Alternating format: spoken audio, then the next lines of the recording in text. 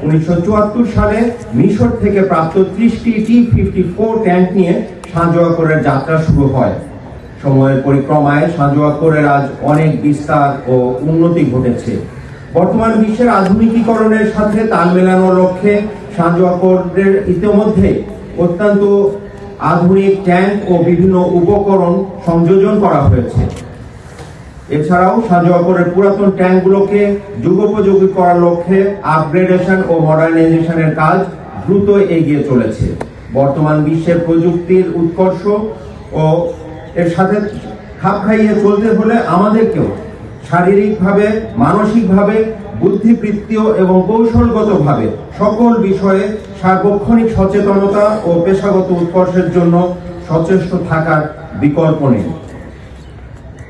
Armoured force centre school তার প্রতিষ্ঠা লগ্ন থেকেই সাঁজোয়াকরের সকল সদস্যের এই পেশাদারিত্ব উন্নতির জন্য চেষ্টা করে যাচ্ছে।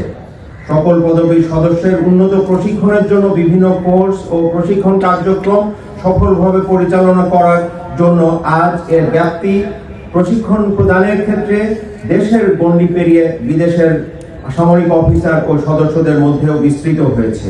বিভিন্ন ক্রান্তিকালে দুর্যোগ মোকাবেলা সহ ইনএড টু সিভিল পাওয়ারের আওতায় অন্যান্য সকল কোরের সেনা সদস্যদের সাথে কাঁধে কাঁধ মিলিয়ে কাজ করছো। জাতিসংঘের শান্তি রক্ষা মিশনে যে দক্ষতার পরিচয় দিয়ে আন্তর্জাতিক অঙ্গনে বাংলাদেশ সেনাবাহিনীর জন্য সুনাম ও সুখ্যাতি অর্জন করে চলেছ, যা সত্যি প্রশংসনীয়। আমার দৃঢ় বিশ্বাস সাঁজোয়াকরের সকল সদস্য ভবিষ্যতেও কোরের তথা সেনাবাহিনীর মর্যাদা সমুন্নত রাখতে আরো সচেষ্ট থাকবে। আমি বিশ্বাস করি জাতীয় নিরাপত্তা ও সার্বভৌমত্ব রক্ষার ক্ষেত্রে তোমাদের মনে রাখতে হবে, অসম্মানের চেয়ে মৃত্যু ভালো, ডেথ বিফোর ডিসগ্রেস, যেটা আমরা সবসময় বলি, প্রাণ দেব মান নয়।